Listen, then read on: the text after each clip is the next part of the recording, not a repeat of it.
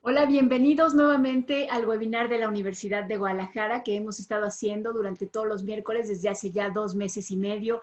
Estamos en junio, el mes del apocalipsis ya para mí. No, sí siento que es el mes del apocalipsis, no me quiero ni asomar a julio, pero en realidad es el mes de la diversidad. En medio del contexto que estamos viviendo con la pandemia, con el confinamiento, con los problemas económicos, hay sectores que de pronto no estamos viendo, que de por sí no vemos en periodos normales y que hoy es el momento de hablar sobre ellos. Por eso el día de hoy me complace anunciarles que vamos a tener un webinar sobre diversidad y desafíos en tiempos de COVID-19. Bueno, ustedes ya saben que este webinar se hace gracias a la Vicerrectoría de la Universidad de Guadalajara, a un equipo muy fregón que hay en la Vicerrectoría, en la Coordinación General Académica, en el Centro de Estudios Estratégicos para el Desarrollo, también en la Coordinación General de Servicios Administrativos, todo un equipo que hay atrás de este webinar, escuchándolos, recogiendo sus preguntas. Por favor, a todos los que nos siguen en redes sociales,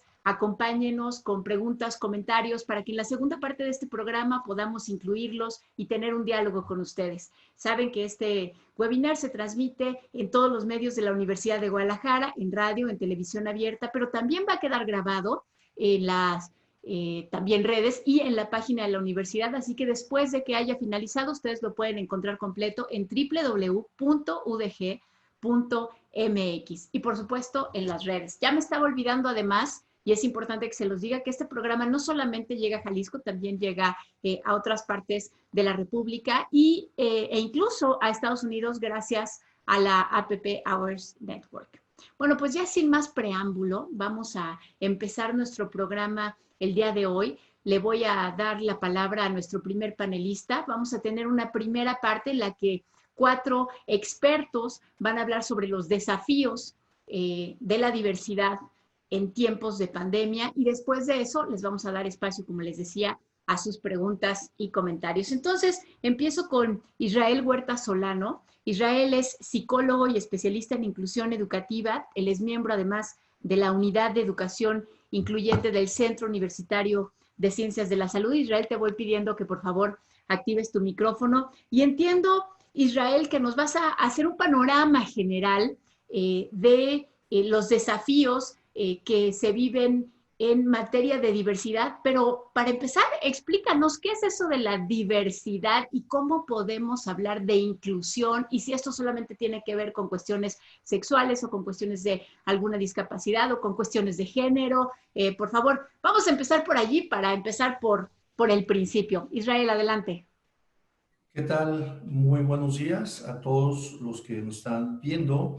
Bien, Ibabel, efectivamente, como lo mencionas, actualmente cuando se habla de diversidad, usualmente se alude solamente cuando se habla de diversidad sexual, pero también hay algunos autores que nos sugieren hablar de diversidad lingüística, diversidad cultural, diversidad funcional. Entonces, algunos autores inclusive nos sugieren que desde el modelo social se convierte en un medio predominante, sobre todo para expresar y desafiar aquellas políticas o aquella normalidad que durante muchos años ha estado establecida sobre lo que se entiende que es la diversidad y también sobre lo que se entiende la inclusión, que usualmente se asocia a la discapacidad. Sin embargo, muchos de estos puntos asociados a la inclusión han surgido de grupos o han surgido desde comunidades, tanto de personas con discapacidad, personas de la diversidad sexual, que buscan desafiar y que buscan de alguna otra manera hacer notorias esas instancias de poder a través del ejercicio lingüístico, a través inclusive de infraestructuras públicas en las que se cuarte el acceso de las personas, etcétera, etcétera, ¿no? Y hace énfasis en que mucha de la exclusión que se ha hecho a lo largo del tiempo viene sobre todo por causas que no son usualmente, vamos, solamente médicas, sino también por situaciones que tienen que ver con creencias religiosas, con creencias pseudocientíficas y destacando sobre todo que mucha de la exclusión que se hace actualmente viene de causas sociales.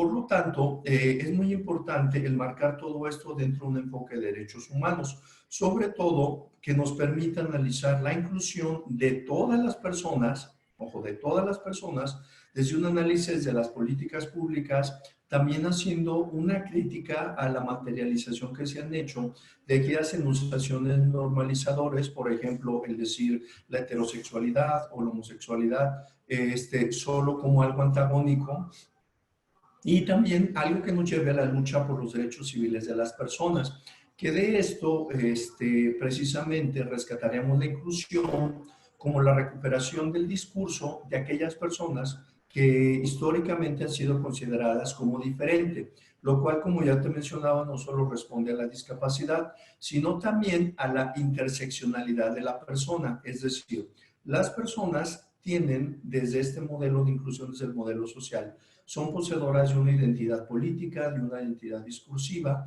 y sobre todo de una identidad emancipada. Cuando hablamos precisamente de interseccionalidad, hablamos de personas que pueden tener una orientación homosexual, una orientación sexual homosexual, pero también son personas que pueden tener discapacidad motora, son personas que pueden pertenecer a un pueblo originario, son personas que pueden hablar una lengua originaria, y eso no se limita a su inclusión, sino al contrario, precisamente nos permite ver ese crisol cultural que tiene, y eso precisamente a la persona el rescate de su propia identidad a partir de su propio discurso.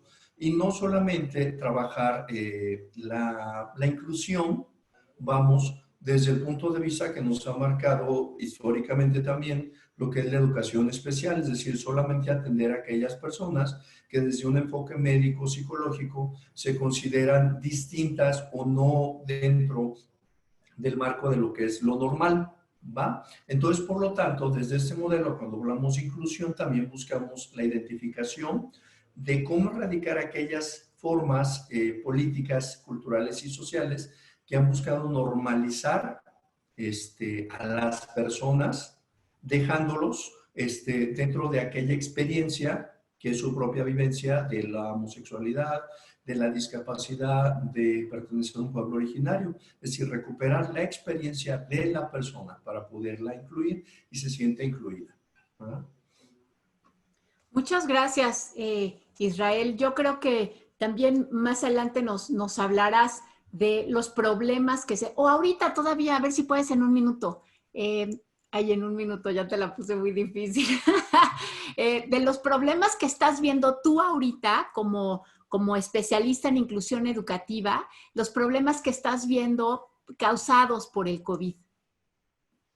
Fíjate que, bueno, es un problema que se ha venido arrastrando desde hace algunos años. Inclusive, por ejemplo, quizás el principal problema es la criminalización de ciertos actos sexuales, bueno, en este caso de la orientación sexual, ya que no existe como tal una política en muchos países en las que se pueda proteger a la persona, que creo que principalmente el problema existe actualmente en eso, que con esta pandemia se hicieron evidentes aquellas cuestiones que tienen que ver con políticas públicas, con estudios en los que se incluya a personas de la diversidad sexual y en los que se ofrezcan garantías laborales, sociales, culturales, recreativas y psicológicas a aquellas personas que se consideran dentro de la diversidad sexual, inclusive para los grupos de hombres que tienen sexo con otros hombres, también se considera un problema,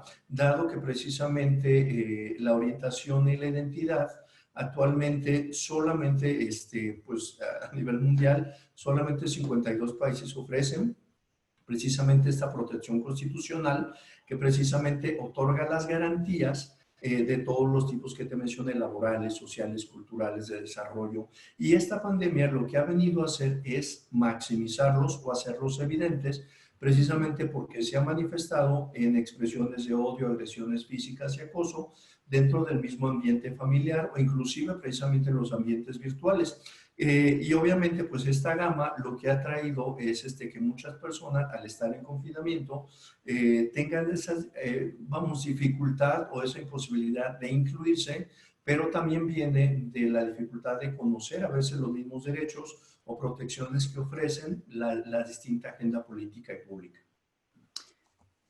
Muy interesante, Israel. Ya regresaremos contigo y les aviso a quienes nos están siguiendo en redes o nos están viendo en televisión abierta, que más adelante precisamente uno de nuestros panelistas va a hablar específicamente sobre las políticas públicas, pero antes vamos a hablar sobre los problemas que está teniendo la comunidad trans, específicamente en materia laboral, pero a lo mejor también nos habla de otras cosas. Nuestra siguiente panelista, ella es Marina Fernández. Marina, te voy a pedir que vayas activando por favor tu micrófono. Marina es codirectora de Impulso Trans y ella nos va a hablar de lo que están viviendo ahorita, hoy, con el problema de la crisis sanitaria y la crisis económica, la comunidad trans, pero también otros grupos de la diversidad. Marina, adelante. Oigan, y si digo algo mal, ya saben, me corrigen.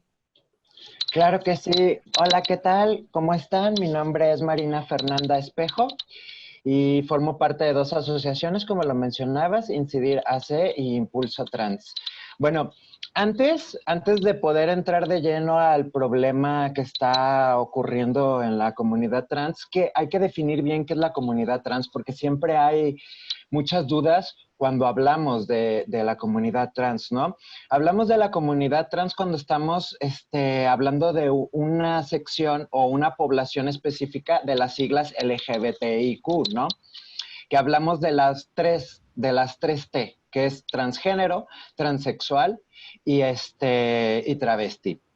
Bueno, cuando hablamos de personas travesti y cuando hablamos de personas transgénero y cuando hablamos de personas transexuales, ya estamos hablando de necesidades diferenciadas dentro de la población homosexual, porque cuando hablamos de la población homosexual estamos hablando de una cuestión de orientación sexual, quién me gusta. Ahora, cuando hablamos de las personas trans estamos hablando cómo me identifico con estas construcciones sociales que hemos dado el nombre de lo que es el género, ¿no? Hacia lo femenino, hacia lo masculino, cómo nos identificamos en la sociedad, cómo queremos que nos representen y cómo representamos nuestra persona, ¿no? Entonces, algo más de identidad. Entonces, dentro de las siglas LGBT, la comunidad trans ha sufrido hasta una discriminación por la misma comunidad de la diversidad sexual, ya que las personas trans han, aparte de sufrir barreras socioculturales como es el rechazo familiar, el rechazo social, difícil acceso a derechos básicos, también hay barreras psicosociales, ¿no? Que es la depresión, la pérdida de identidad, el estrés. Entonces, todos estos problemas añadidos a la situación que estamos viviendo del COVID y de la cuestión laboral se complica bastante. ¿Por qué? Porque la comunidad trans, al ser invisibilizada y al sufrir esta discriminación por tantos prejuicios, busca, yo creo que salidas como lo que es el autoempleo, ¿sí? Busca la salud privada, porque la salud pública todavía faltan protocolos para atención. Entonces, yo puedo identificar que gracias a la pandemia se han generado, o sea, han, digamos que aglomerado más problemas esta comunidad, ¿no? Más en la cuestión laboral. ¿Por qué? Porque cuando hablamos de la comunidad de la diversidad sexual, estamos hablando de que a veces se considera por los prejuicios personas de segunda categoría. ¿Esto qué quiere decir? Que cuando va a haber un ajuste en una empresa, el primer, digamos que objetivo, son esas personas que tenemos y que son como de segunda categoría. Y son los que empiezan a salir, digamos que ahorita en los despidos y en todo lo que está ocurriendo, ¿no? En esta limitación económica. Entonces, es una comunidad que es tanto como tal, que tomando en cuenta que el rechazo empieza desde la familia, sufre bastante la discriminación y una segmentación dentro de la comunidad de la diversidad sexual. Entonces, si también hablamos de cuestiones de salud, es muy, muy complicado, ¿no? El no tener protocolos todavía, el no tener este acceso a los derechos básicos. Entonces, pues por mi participación quise platicar un poquito de qué se trata la comunidad trans y quiénes formamos esta comunidad y los problemas que estamos teniendo, ¿verdad? Que es precisamente lo que necesitamos, tener primero claro de qué estamos hablando para poder saber cómo podemos enfrentar los desafíos específicos. Muchas gracias. Ella es Marina Samaniego. eh, Ella es codirectora, ¿verdad? Codirectora de Impulso Trans. ¿Y cómo se llama la otra asociación, Marina? Ah, ya no te escuchamos porque quitaste tu micrófono. Incidir hace. Incidir Incidir hace. hace. Sí. ¿Dónde te pueden encontrar, Marina? Bueno, ahorita en Facebook me pueden encontrar en Impulso Trans AC y en Incidir AC. Ahí pueden tener contacto. Así directamente con esos En la nombres. página de Facebook, sí. Ok, muchísimas Directamente. gracias. Ella es Marina Samaniego. Ahora le voy a dar la palabra a nuestro siguiente panelista. Él es Gabriel Chable Luna, integrante del Centro de la Diversidad y los Derechos Sexuales.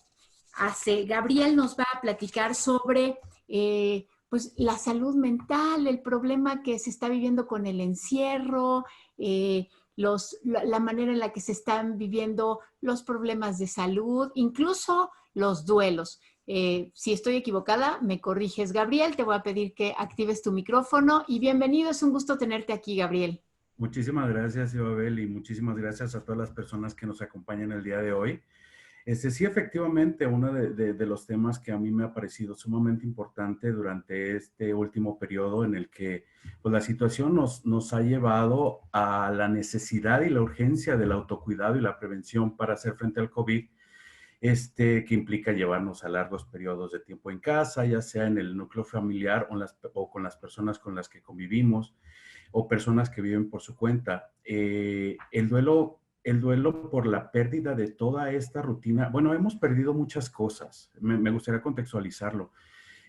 Haciendo frente a esta nueva situación que es el COVID, la situación para todas las personas nos ha representado el ir transitando por un número importante de estadios emocionales y de sentimientos, que para muchas personas varían desde lo que es el miedo, la incertidumbre, la desesperanza, la incredulidad, la ira, la frustración. Creo que la mayoría de las personas en algún momento hemos vivido algunas, si no es que todas estas emociones y sentimientos con respecto a nuestra situación actual. Además de que este tipo de pérdidas generan un proceso, estas emociones generan un proceso de duelo ante la pérdida de cosas que antes dábamos como un hecho y que pensamos que seguirían así para siempre. La verdad de las cosas es que al sol de hoy, muchas de las personas nos hemos visto privadas o sentimos la pérdida del contacto y la cercanía con los seres queridos, de nuestra rutina habitual, y que con el cambio a una convivencia extrema para muchas personas, también ha cambiado el esquema dentro del núcleo de convivencia o del núcleo familiar, en el que las obligaciones de algunas personas se han duplicado, triplicado o hasta cuadruplicado haciendo frente a esta situación. Si a esto le unamos la incertidumbre constante de adquirir el COVID en personas que tienen que salir a la calle todos los días porque no tienen otra opción, si agregamos además que para muchas personas esto ha representado la pérdida de una zona de confort donde no sabemos al día siguiente qué es lo que va a pasar o cómo vamos a resolver nuestra situación económica, y que desgraciadamente para muchas personas el día de hoy representa el no tener empleo. Creo que Israel y Marina lo planteaban muy bien cuando comentaban que muchas personas de la colectiva LGBTIQ+, con mucha frecuencia sus ingresos vienen del autoempleo, ¿sí? O algunas personas que han perdido el empleo justamente por cuestiones de prejuicio o de discriminación. Y bueno, agregando un poquito todavía más a esto, la incertidumbre de que pronto íbamos a salir de esto, de que probablemente no es así, de que todavía seguimos en un estado de alerta y que tenemos que estar en constante vigilia de qué es lo que está pasando a nuestro alrededor. Eso también genera situaciones emocionales y condiciones de estrés que con frecuencia llegan a expresarse dentro del núcleo de convivencia o del núcleo familiar como violencia psicológica, como violencia física. Cuando este tipo de temas los incluimos o los aplicamos a la colectiva LGBTIQ+, este tipo de pérdidas también incluye una serie de sutilezas que con frecuencia no son tratadas, pues algunas de las personas de la colectiva LGBTIQ+, viven duelos y estados emocionales conflictuantes y desgastantes por la pérdida de otros aspectos de su vida que les ponen en vulnerabilidad por razones que a veces no son consideradas, ya sea porque ni las propias personas las saben o porque simplemente estas son desconocidas. Por poner un ejemplo muy claro, la juventud LGBTIQ+, con mucha frecuencia vive en condiciones de closet o todavía están en este proceso de exploración de su identidad. Entonces, ante la convivencia extrema y por vivir todavía en el closet, a veces esta convivencia extrema se transforma en un hostigamiento, un acoso por preguntar qué es lo que está pasando por las otras personas que pertenecen al núcleo de convivencia o al familiar, donde le cuestionan qué es lo que está pasando y ante la posibilidad de no poder salir o de no poder expresarlo en casa porque son personas que no cuentan con el apoyo o viven con personas que no entienden a cualquier tipo de expresión sexogenérica diferente a lo heterosexual. Bueno, a veces esta situación a las personas que viven en el closet les genera o estrés o les genera situaciones de ansiedad o simplemente las vulnerabiliza al verse expuestas ante este acoso y pues el hostigamiento, ¿no? La discriminación que pudieran vivir. Incluso también esta cuestión en la que estas personas tienen que renunciar a la expresión o pretender que son lo que socialmente es aceptable dentro de su núcleo de convivencia o familiar, también implica estados de estrés y de ansiedad que de repente pueden llegar a convertirse en depresión o en ataques de ansiedad o incluso en expresiones violentas al verse acorraladas o acorralados ante la presión. Hay muchas personas que también cuentan únicamente con un espacio de apoyo en redes exteriores porque no cuentan no son apoyadas en sus núcleos de convivencia o familiares como tales. Y bueno, también hay otra parte que vulnerabiliza a muchas de las personas de la colectiva LGBTIQ+, porque con experiencias previas de discriminación o de prejuicio, son muy renuentes a buscar ayuda profesional o médica, finalmente porque, así como también comentó Marina, hacen falta protocolos para atención específica de esta población. Con mucha frecuencia las personas que atienden a los servicios o que hacen algún tipo de acercamiento a lugares, no lo hacen por miedo a verse discriminadas, a verse rechazadas o que simplemente la persona que les atiende no entiende justamente de dónde viene esta persona o cuáles son las condiciones en las que vive. Otra de las cosas que con frecuencia sucede es que para poder lidiar con la ansiedad o la depresión o este acoso o este tipo de estrés, algunas personas, muchas personas recurren al tabaco, al alcohol, a las drogas recreativas para poder paliar con este estrés y esta ansiedad que pues nuevamente les ponen en una condición de vulnerabilidad.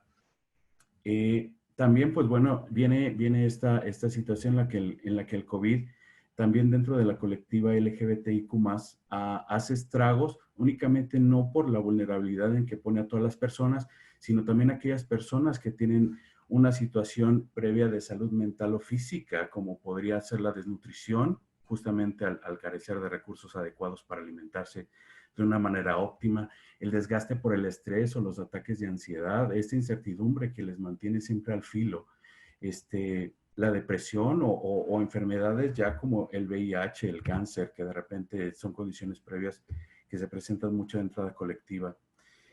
En ese tipo de situaciones, además de evidentemente seguir los lineamientos de autocuidado físico, para el emocional y el mental existen recursos con los que podemos contar todas las personas, pero me gustaría puntualizar aquellas que tienen que ver con los de la colectiva LGBTIQ+. Dentro del Centro de la Diversidad y los Derechos Sexuales hemos creado un espacio de profesionales de la salud que están ampliamente capacitados para poder acompañar este tipo de procesos a las personas que lo necesiten. Entonces, si alguien llegara a necesitar algún tipo de acompañamiento de esta naturaleza, pues les comento que pueden llamarnos al Centro de la Diversidad y los Derechos Sexuales AC al 33 12 08 21 69 para poder canalizarles con una persona que les pueda acompañar de la mejor manera, de una manera amorosa y comprensiva. Y pues muchísimas gracias y pues abierto a las preguntas. Muchas gracias, Gabriel. Repito, el teléfono que acaba de dar Gabriel es el 33 12 08 21 69, es el teléfono del Centro de Diversidad y Derechos Sexuales, a donde ustedes pueden llamar para pedir acompañamiento, que conste que ya dijo acompañamiento amoroso y comprensivo. Me gustó mucho eso que dijiste, porque así se necesita, que sea el acompañamiento cuando uno está sintiéndose así de solo, rechazado y hostigado. Vamos a darle ahora la palabra. Ya nos están empezando a llegar muchas preguntas y muy interesantes.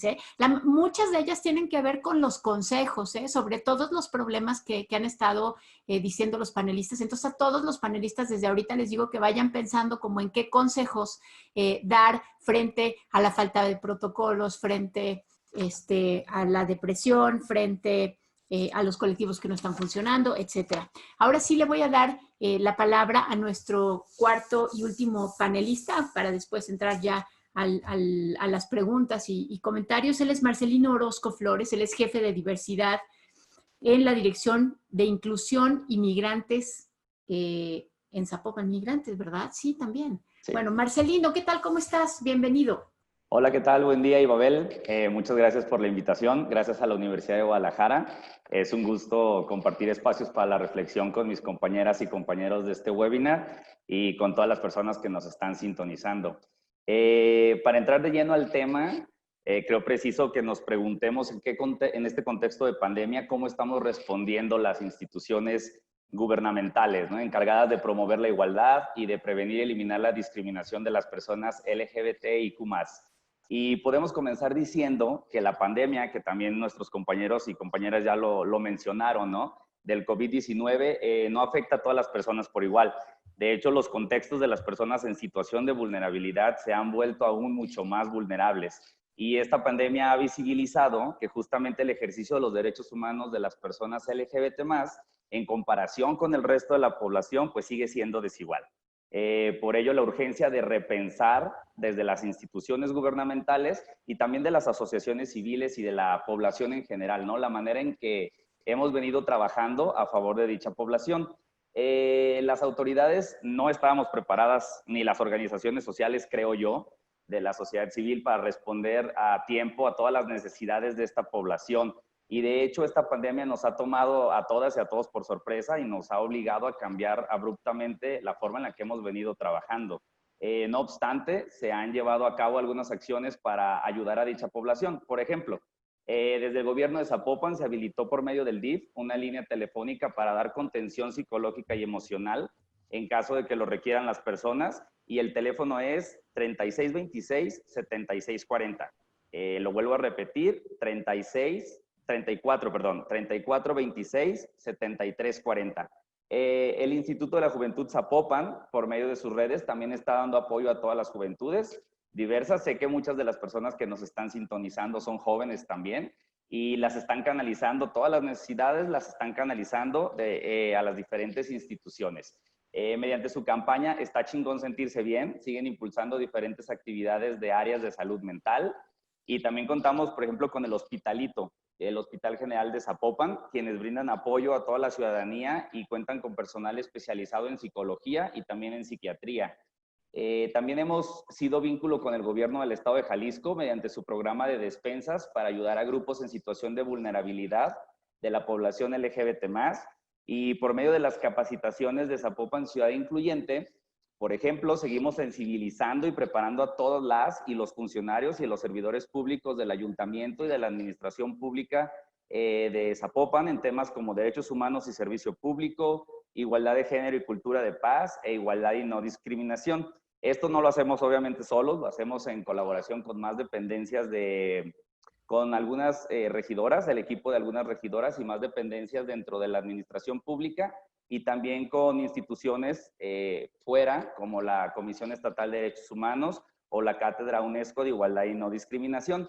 Y es importante que dentro de las capacitaciones de Zapopan Ciudad Incluyente ya las hemos migrado en línea, que fue todo un reto, la verdad, y existe una sección para que el funcionariado público adquiera competencias para atender casos que involucren homofobia, lesbofobia, bifobia y transfobia. Y su principal objetivo, pues, es sensibilizar a las y los servidores públicos sobre la diversidad sexual en México y los contextos de violencia que vivimos día a día, ¿no? Esto con la intención de que cuando una persona en la población de la diversidad sexual nos acerquemos a alguna dependencia, pues sepan cómo sea el trato, que sea más cálido, que sea más amable, que sepan cómo responder a esas necesidades o cómo canalizarlas. Y menciono este ejemplo de Zapopan Ciudad Incluyente porque creo yo que el reto ahora es adaptar las acciones y todos los programas que veníamos impulsando desde la Dirección de Inclusión en plataformas digitales y de esta manera pues poder seguir cumpliendo con nuestros objetivos.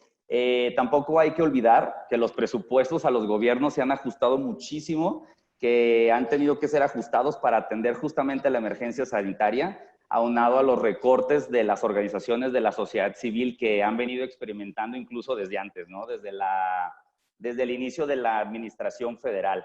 Y bueno, quiero reflexionar un poquito porque hace unos días escuchaba a unos panelistas en un programa de televisión y ellos comentaban que la agenda de la población LGBT+ no es prioritaria en estos momentos, ¿no? Incluso decían que estos temas no son pertinentes el día de hoy. Sin embargo, creo que la agenda de derechos humanos es importante en todo momento y en todos los contextos y en todas las circunstancias como las que estamos viviendo, ¿no? Y que debemos de poner aún muchísimo más énfasis.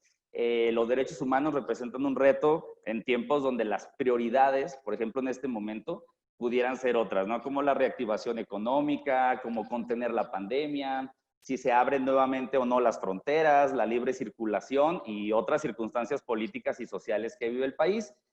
Sin embargo, el Estado mexicano, y esto es muy importante recalcarlo, tiene la obligación de reconocerlos y de promover, respetar, proteger y garantizar los derechos de todas las personas, aún en tiempos de pandemia. Y bueno, no tenemos que olvidarnos de ello, no es una obligatoriedad de las instituciones. De hecho, por mencionar algunos ejemplos, la agenda de reivindicación de derechos humanos de la población LGBT en el Estado y en el país sigue activa y sigue muy activa. Se siguen discutiendo temas de gran relevancia para la sociedad. Por ejemplo, a mediados del mes pasado, de mayo de este año, se aprobó en el Congreso del Estado de Jalisco la reforma a la Ley de Educación, la cual a mi muy particular punto de vista dejó mucho que desear en beneficio de la población LGBT. Bajo el argumento de que ya existen, nos siguen manejando el argumento de repente de que ya existen ordenamientos jurídicos que mencionan la igualdad y la no discriminación hacia todas las personas, ¿no? Y con este argumento se sigue sin visibilizar y sin plantear propuestas claras en beneficio de las personas de la diversidad sexual, al menos en el ámbito educativo, ¿no? En esta reforma. Y no obstante, se consideran propuestas muy específicas para otros grupos de vulnerabilidad, en situación de vulnerabilidad, como son las personas con alguna discapacidad o personas de pueblos originarios y comunidades indígenas. Y seguimos pendientes con otras iniciativas. Por ejemplo, siguen congeladas dos iniciativas que se presentaron el año pasado, a finales de año, en noviembre. Uno que es la Ley de Identidad de Género, y dos, que es la ley para prohibir las llamadas terapias de conversión en el estado de Jalisco, ¿no? Solo se logró pasar una de las 3 leyes que se metieron, que fue donde se contempla el agravante por crímenes de odio en el Código Penal del estado de Jalisco. Y por otra parte, hemos visto cómo la violencia hacia la población LGBT+ no cesa. Recientemente nos enteramos de la desaparición y presunto asesinato de la doctora Elizabeth Montaño, quien luchó a lo largo de su vida por los derechos de las comunidades trans. Y solo por mencionar unos datos, porque según la organización Letra S, en el periodo del 2013 al 2018, en ese sexenio, fueron 473 víctimas mortales por orientación sexual e identidad de género percibida. En el año 2019, al menos 117 personas fueron ultimadas por su orientación sexual, identidad o expresión de género. Y eso quiere decir que la cifra se incrementó considerablemente, siendo las mujeres trans la población dentro de la diversidad sexual que sigue siendo la más violentada. Hace un momento comentaba Marina sobre las circunstancias estructurales e institucionales que históricamente se han generado para que dentro incluso de la misma diversidad sexual, las mujeres trans sigan siendo las más violentadas. Otro dato, por ejemplo, en lo que va de este año, al 30 de abril de 2020, 26 asesinatos se cometieron en contra de la población LGBT. Y algo de lo que mencionaban también hace un momento mis compañeros, ya lo reportaron algunas organizaciones de la sociedad civil como YAG o como It Gets Better, que han reportado en las últimas semanas de esta pandemia cómo muchos casos de jóvenes, en su mayoría menores de edad, tuvieron que abandonar sus hogares por falta de aceptación, por el hostigamiento, por el acoso que sufren día a día por su orientación sexual o por su identidad y expresión de género. Y aquí la urgencia de implementar espacios seguros orientados a atender a la población LGBT, en especial a las juventudes. Esa es una responsabilidad de las instituciones y también en colaboración con la sociedad civil organizada. Tenemos ejemplos muy claros y muy buenos. Por ejemplo, en México se abrió un espacio seguro para jóvenes que fueron corridos de sus casas, se llama Casa Frida, y otro es Casa de las Muñecas Tiriesas, que es para ayudar a personas que se dedican al sexo servicio. Y ya nada más para finalizar mi intervención, quiero destacar la importancia que tienen las declaraciones, como muchos de ustedes ya habrán podido escuchar últimamente, del Ejecutivo Federal hacia el CONAPRED. Y cuando vemos realidades o cuando escuchamos a personas como Marina y como los expertos, ¿no?, que nos están explicando cuál es la realidad de la diversidad sexual día a día, de tremenda desigualdad social, de discriminación, pues no podemos dejar de pensar en la urgente necesidad de fortalecer más organismos autónomos que dirijan la política pública para promover la igualdad y para prevenir y eliminar la discriminación en el país. Solo lo dejo ahí, creo que es un buen momento para reflexionar también sobre ello. Y muchísimas gracias. Gracias. Marcelino Orozco, jefe de diversidad de la Dirección de Inclusión y Migrantes en Zapopan. Pues la verdad es que sí nos dio muchísima información. Yo creo que vamos a tener que volver a ver el webinar despacito. Por lo pronto tengo anotado el teléfono para que llamen 34 26 73 40 bueno, pueden buscarlo en la página de Zapopan, ya más fácil, ¿no? Oigan, bueno, pues vamos a empezar con las preguntas y algunas de ellas son incómodas, algunas para la propia comunidad. Voy a empezar con una que a mí me parece muy pertinente porque es una pregunta que me parece que viene del prejuicio y estaría muy bien atender esa pregunta primero. Yo creo que se la voy a hacer a Marina, porque ella habló de cómo en los espacios laborales los primeros que son despedidos son los más vulnerables porque son considerados de segunda, que son personas de la comunidad LGBTIQ+. Entonces, la pregunta es, ¿cómo distingo si a un compañero lo han despedido por homofobia o solo está quejándose y aprovechando su condición de diversidad sexual? Marina, activa tu micrófono, por favor. Es una pregunta bien interesante porque sí, ¿saben qué? Se está quejando, siempre se queja porque en realidad es porque no servía para el trabajo y él dice que es por discriminación. ¿Cómo se distingue, Marina, eso? Bueno, es una situación bastante complicada. No me quiero alargar mucho porque aquí, como tú lo mencionas, es algo muy individual, ¿no? Entonces, sí se vive una discriminación constante hacia la diversidad, aún todavía se sigue ridiculizando y usando a veces hasta como chivo expiatorio, ¿no?, a las personas LGBT, porque existe el prejuicio grandísimo, ¿no? Y cómo detectar cuando digamos, es que es muy difícil detectar la discriminación. Aquí es algo muy... Porque muchas personas son la indirecta, lo que hablamos de rechazar a la persona y de tratarla mal, ¿no? O sea, sí se nota. O sea, yo, por ejemplo, yo te puedo decir que como dato personal, a mí me costó mucho el desenvolverme en un trabajo, ¿no? Por las mismas miradas, por cómo escuchas las burlas o todo, o sea, pero es que está tan normalizado que es como normal, ¿no? Yo estaba viendo el otro día en Facebook lo mismo, ¿no? Un compañero poniendo en un grupo de ciclistas, que las mujeres no van a trabajar, pues que los jotitos media jornada, ¿no? Y yo le digo, oye, ¿cuál es el problema, no?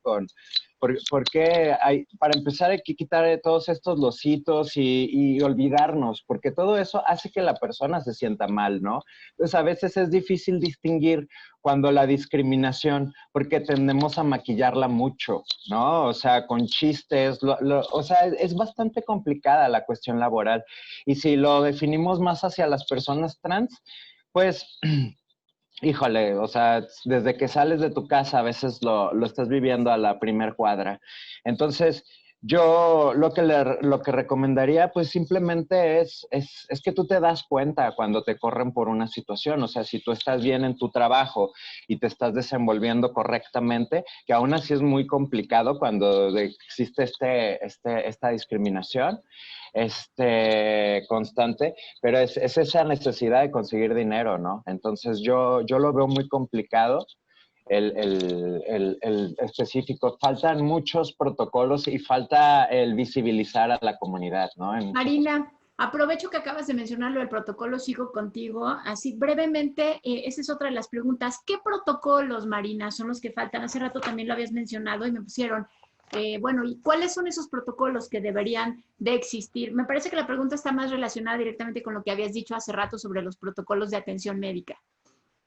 Exacto. Lo que pasa es que dentro de la atención médica se desconoce, pues, mucha de la naturaleza de las personas trans. Hablando de su cuestión de que las personas transexuales, más específicamente, ya tienen un proceso de reemplazo hormonal.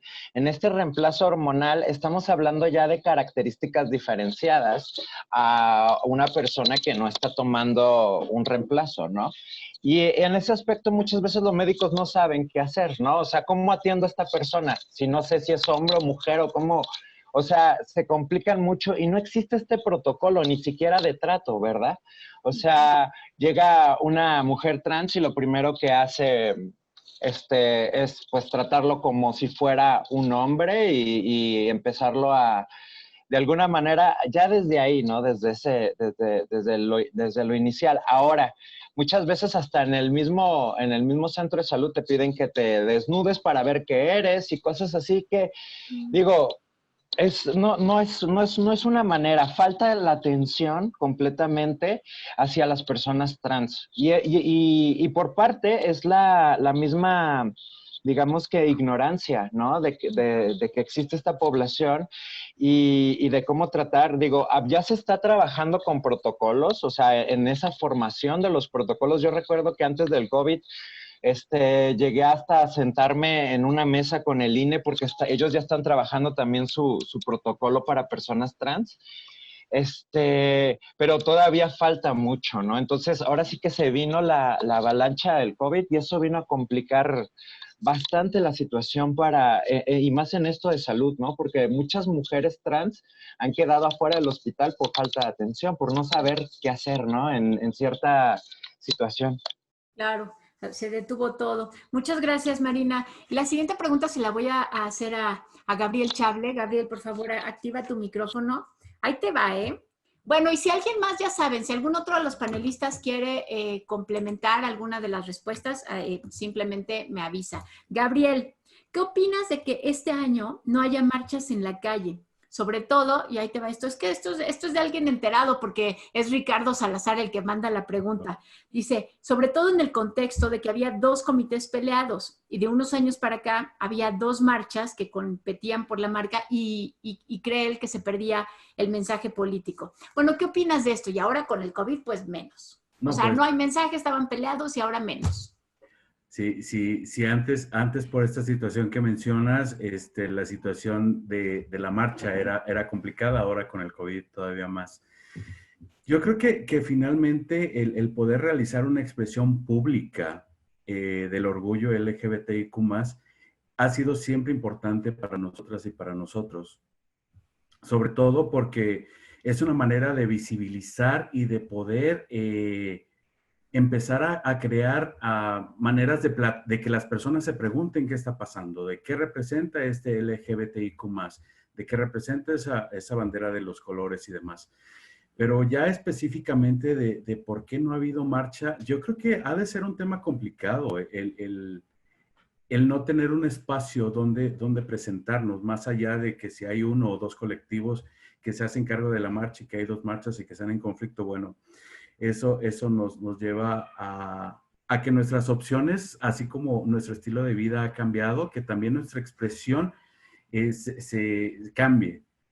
Siempre se nos ha dicho que lo personal es político, y yo creo que una manera de hacernos visibles es de vivir con orgullo lo LGBTIQ+, y que aquellas personas que todavía están en proceso de definir o que están en este momento de exploración puedan acercarse a personas que les puedan orientar, que les puedan acompañar, que les puedan entender cómo pueden expresarse de una manera sana y prevenir que se les agreda, ¿no? A mí sí me gustaría que hubiera una marcha presencial, si la extraño, pero no sé qué condiciones tendrían que generarse para poder volver a retomar esta parte tan importante para la colectiva. Pues a lo mejor por Zoom, Gabriel. Ahora. Puede ser. Una cosa multitudinaria por Zoom que se organice. Sí, sería muy interesante. O sea, ya existe. Ajá. Ya existe, pero no sé si realmente genera este espacio, porque con frecuencia quienes atienden este tipo de espacios virtuales son las personas interesadas, y a veces un poco de esa visibilidad que nosotras y nosotros pretendemos al hacernos presentes en las calles se pierda un poquito, porque sí, finalmente la gente o no se entera o no sabe dónde buscar, ¿no? Y entonces en una marcha presencial definitivamente la gente se entera, porque el tráfico está parado, porque les están desviando, porque a lo mejor estaban de compras por donde pasa la marcha, y entonces se enteran, ¿no? Y con frecuencia es eso. Sí, gracias, Gabriel. Sí. La siguiente pregunta es para Israel Huerta. Israel, no sé si tú tengas el porcentaje, pero nos dicen, y platícanos un poco de esto, porque yo creo que tiene que ver con la inclusión, que solo una cuarta parte de las personas... bueno, pero espérame, aquí dice trans. Bueno, no importa, puede ser trans u otra de la comunidad LGBT. El porcentaje que son asalariados es muy pequeño. ¿Nos puedes hablar sobre eso, Israel? Tu micrófono todavía no está activado.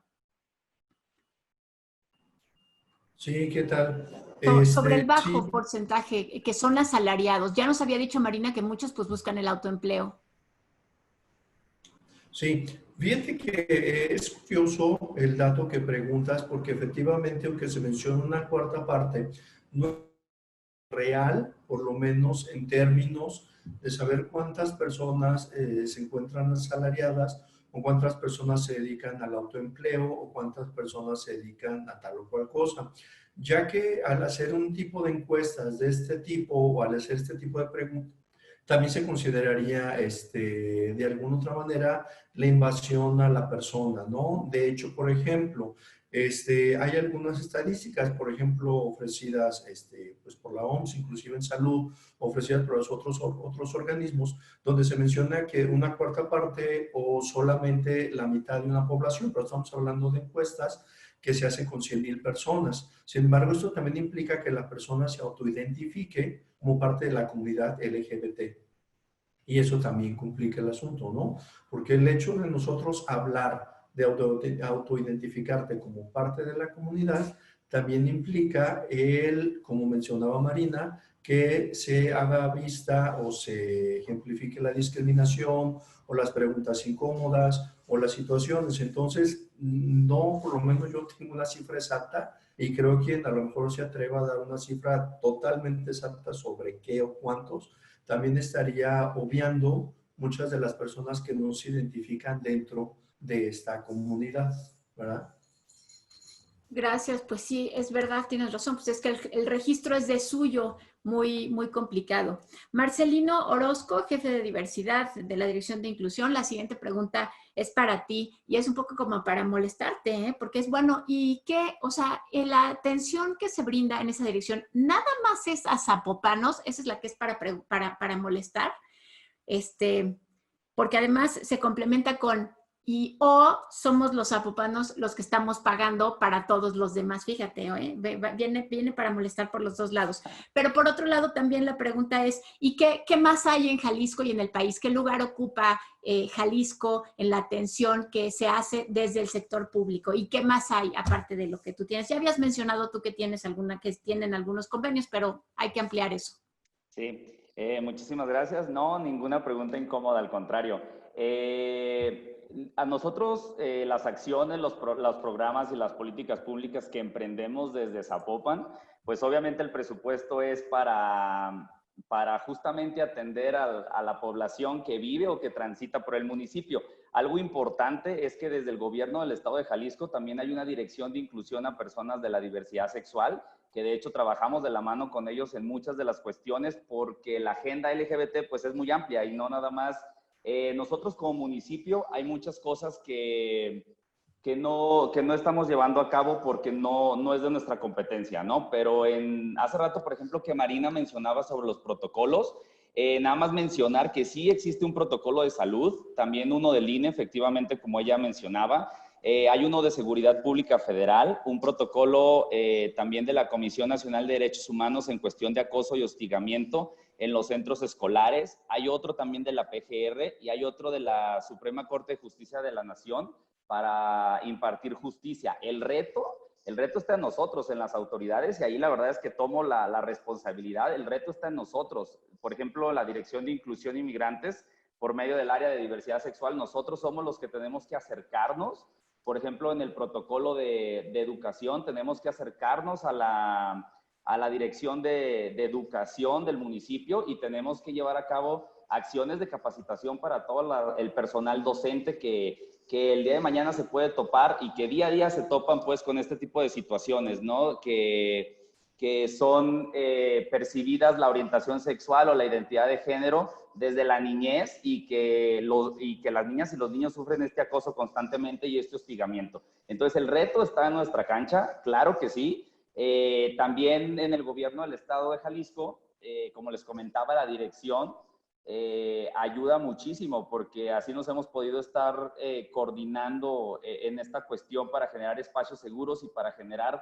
La agenda es muchísima, es grandísima. Nosotros, por ejemplo, llevamos un año apenas, de febrero del 2019, que fue la dirección a la fecha, y el reto está ahí. El reto, de hecho, ya teníamos algunas capacitaciones pendientes. Por ahí se metieron 2 puntos de acuerdo importantes el año pasado en materia LGBT en el pleno del Ayuntamiento de Zapopan. Uno que fue para capacitar justamente a todo el personal en temas que tuviesen que ver para atender casos que involucraran homofobia, lesbofobia, transfobia y bifobia. Y el 2 es para cuestiones sobre hostigamiento y acoso en los centros escolares, ¿no? También tenemos que capacitar a los líderes vecinales. Esa es una estrategia que tenemos también ahí pendiente. Con apoyo de participación ciudadana, ahí tenemos que capacitar a todos los líderes vecinales, justamente los cuadros vecinales en las colonias, para que se pueda permear como toda esta política pública de inclusión y de no discriminación hacia las personas LGBT. El trabajo es muchísimo. Con gusto, si quieren acercarse con nosotros y conocer más a fondo como todas las actividades que estamos haciendo. De hecho, tenemos un micrositio dentro del portal de Zapopan que se llama Inclusión Zapopan, y ahí pueden ver parte de las actividades y de las acciones que estamos por seguir elaborando. Por ejemplo, también estamos trabajando ahorita para complementar y para tratar de reformar el reglamento para prevenir y eliminar la discriminación en el municipio de Zapopan, que se aprobó en el 2017. Entonces, ahí tenemos que dar a conocer muchísimas cosas. También contempla un procedimiento de queja formal, por ejemplo, y se tiene que dar a conocer a toda la ciudadanía. Si se fijan, el trabajo es muchísimo. Ya se están haciendo cosas al respecto y, bueno, nos hace falta también seguir con esta coordinación con la Dirección de Inclusión a Personas de la Diversidad Sexual del Gobierno del Estado de Jalisco para seguir generando estas estrategias. Gracias, Marcelino. Bueno, pues como ustedes ven, o sea, faltan muchas cosas por hacer, pero no han estado sentados quienes han bregado en estas luchas, tanto colectivos, asociaciones, que han logrado que incluso haya una dirección de inclusión en Zapopan. O sea, eso ahorita nos parece normal que tenga allí Marcelino su banderita atrás. Eso es absolutamente una rareza. Hace 10 años no estaríamos viendo eso. Bueno, ahora la siguiente pregunta, no sé a quién hacérsela. ¿Les parece que me levante la mano quien me la pueda contestar? Fíjense, es sobre el tema del matrimonio igualitario. Y la pregunta es que el acceso íntegro a servicios de salud y el reconocimiento de las parejas y relaciones diversas pasa a fuerza ahora por el matrimonio igualitario, y ese no debería ser, dice aquí, un criterio para el acceso a los derechos. ¿Qué opinan de eso, de que el matrimonio igualitario se haya convertido en la bandera para tener derechos? ¿Quién me la responde? No sean gachos, alguien levante la mano. Ya Gabriel levantó un dedito, yo no sé. Y luego, y luego Israel. A ver, Gabriel, por favor.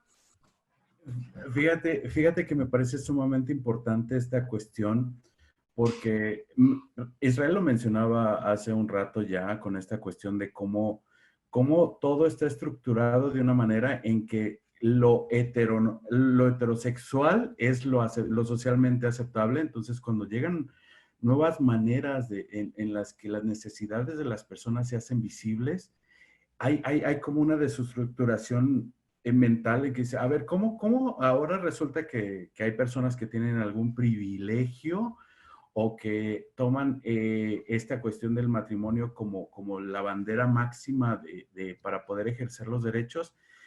Me parece algo complicado porque definitivamente parte de lo que nos toca todavía sensibilizar a la población en general sobre este tema es que todas las personas tenemos el derecho a ejercer nuestra ciudadanía.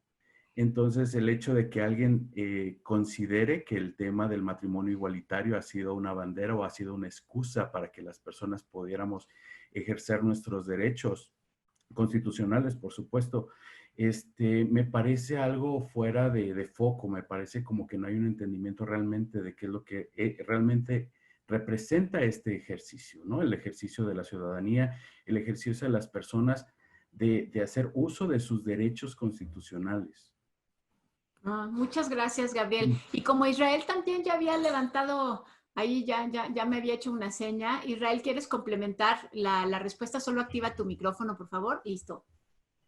Sí, fíjate que el asunto tendría que ver mucho con que históricamente se ha normalizado las cosas. De hecho, yo platicaba con Gabriel hace días se habla de la nueva normalidad, y la nueva normalidad no solamente aplicada al salir a la calle, sino yo hablaría más bien de una nueva convencionalidad. El hecho de que históricamente los matrimonios solamente se dieran entre personas de diferente sexo genérico, es decir, un hombre y una mujer, fue una situación convencionalizada. Yo no lo llamaría que actualmente se toma como un estandarte, como una bandera, sino que la convencionalización de las normas de convivencia y de cultura han ido cambiando. Por eso precisamente muchos lo toman ahora como que es una bandera, cuando en realidad no es. Las situaciones culturales y sociales precisamente han derivado en esta emergencia, no me refiero solo al COVID, la emergencia de que las personas puedan ejercer aquello que históricamente se ha considerado como una transgresión a la masculinidad o hacia la feminidad. De hecho, por ejemplo, hay muchos que hablan de que el matrimonio es algo natural, cuando sabemos que el matrimonio y muchas otras cosas son situaciones socialmente construidas y son socialmente convencionalizadas. De hecho, suena un poco extraño el hablar de eso, pero la convencionalización, inclusive ahora de una familia en la que haya un padre, un hijo o una persona, un hombre, una mujer y un perrito, le sigue haciendo ruido a muchas personas. Y el asunto tiene que ver con que tendríamos que cambiar no una nueva normalidad, sino una nueva convencionalidad en la que las normas culturales, sociales, han cambiado y se han ajustado a los tiempos que se están viviendo, que también tienen que ver mucho con la participación que se ha dado a los miembros de la comunidad LGBT, precisamente porque anteriormente estas personas no tenían voz ni voto. De hecho, todavía hasta hace algunos años, los psiquiatras, psicólogos determinaban que la homosexualidad a través del DSM era una enfermedad. Actualmente ya no lo es, pero tendría que ver con la reconvencionalización de estos términos. Precisamente por eso, dentro del margen LGBTIQ, no se incluye la palabra homosexual, porque la palabra homosexual tendría una derivación más médica o más de clasificación. Y precisamente al hablar de lo gay se habla de la identidad de la persona que sale desde la persona, para la persona y en pro de esta persona. Y precisamente estas siglas hablan de una reconvencionalización de lo que es la persona, de quién es la persona y, como lo mencionaba Marcelino, también de la recuperación, no es que no los tuviera, sino de la recuperación de sus derechos civiles, la recuperación de sus derechos humanos, que no tiene, insisto, nada que ver con bandera. Yo hablaría más bien de adaptarnos a una reconvencionalización y la toma de los derechos de estas personas. Gracias, Israel. Nos queda poquitito tiempo, pero Marina me está haciendo señas desde hace rato. Marina, activa tu micrófono. Marina Samaniego. Muy bien. ¿Quiere Lista. complementar algo? Sí, mira, aquí en esa pregunta es muy interesante porque, pues, poniendo como, por ejemplo, a la comunidad trans que queda completamente de alguna forma invalidada porque el matrimonio a la comunidad trans, pues, no es, digamos que algo que nos dé derechos, porque realmente no lo es así. Yo te puedo hablar, por ejemplo, que mi pareja es un hombre trans y yo con mi antigua identidad puedo casarme perfectamente con él. Pero aquí la situación es de que lo que todavía falta para las personas trans es una ley de identidad para poder hacer valer los derechos que todavía son como la educación, el trabajo, el tener todo en orden, ¿no? Con la identidad que tú te identificas, y eso es muy importante y todavía falta mucho. Entonces, hablar solamente de que la ley del matrimonio igualitario va a ser una bandera, volvemos a lo mismo que decía yo en un principio, ¿no? Se invisibiliza a la comunidad trans completamente y nada más se toma a que la bandera representa a las personas por su orientación sexual, y no es así. Entonces, la bandera somos diferentes poblaciones con diferentes necesidades. Y entonces es aquí donde Marcelino lo comenta muy bien, falta la difusión y visibilizar que existen estos protocolos, porque es muy, muy importante darnos cuenta de la gran diversidad, tanto como en lo sexual como en las personas tenemos en esta sociedad. Me gusta mucho lo de la comunidad vecinal, no sé, pues bueno, nada más quería aportar un poco nada más para darnos cuenta de la dimensión de la diversidad, ¿no? Muchas gracias, Marina. Bueno, pues sí, a lo que acaban de decir Israel y Marina, es que la sociedad, o sea, aparte de todo lo que falta y además del trabajo que sí se ha hecho, de todas maneras en la sociedad estamos necios que queremos meter las cosas en cajoncitos rígidos y que el Estado, como gran diseñador de una sociedad homogénea, diga cómo tienen que ser las cosas. Pero bueno, sí se ha avanzado. Oigan, les agradezco muchísimo su participación. Gabriel, Israel, Marina, Marcelino, muchas gracias por habernos compartido lo que ustedes saben, por lo que ustedes han peleado, lo que ustedes han estudiado. Muchas gracias por acompañarnos. Muchas gracias a usted por habernos seguido en este webinar de la Universidad de Guadalajara. Le invito a que nos acompañe el próximo miércoles, otra vez a las 11 de la mañana, en un webinar en el que ahora abordaremos el tema de la pandemia de COVID-19 y su impacto en las personas con discapacidad. Marina, Marcelino, Israel, Gabriel, muchas gracias. Ojalá los tengamos pronto otra vez por aquí. Nos vemos. Muchas gracias.